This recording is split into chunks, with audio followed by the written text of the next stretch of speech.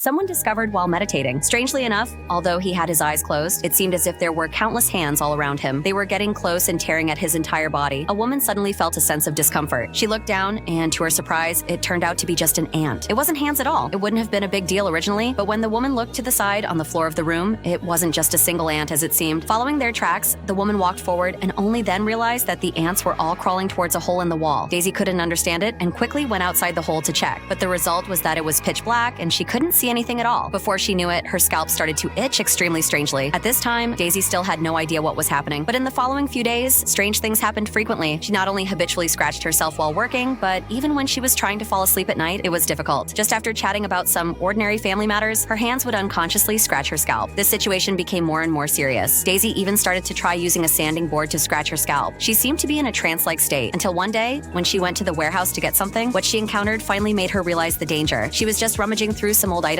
but then a strange sound of footsteps came from behind her. When she came out and took a look, all the lights were suddenly turned on, and the previous sound of footsteps actually turned into the sound of a woman crying. Was there someone in the warehouse who was in some kind of danger? Daisy quickly walked up to check the situation. When she got closer, she found that the sound was coming from the warehouse on the right. Then she looked down, only to find that there was no crying girl in the warehouse at all. There were only ants that had covered the entire room. Just as Daisy couldn't understand where the ants came from, a black figure suddenly appeared in the mirror. It hugged her tightly. Fortunately, it was just the warehouse keeper. After this scare, Daisy finally became more cautious. She quickly went home and found the previous hole and sealed it tightly with cement and plaster. Unfortunately, the itching of her scalp didn't get any better. In the middle of the night, an ant gradually crawled into Daisy's nostril. She, who had been sleeping on the sofa, suddenly felt something strange. She was choked by the ant that crawled into her nostril and coughed continuously. That feeling was as if she was about to suffocate. And then thousands of ants were spat out from her body. It seemed that Daisy's limbs had already been controlled by the ants.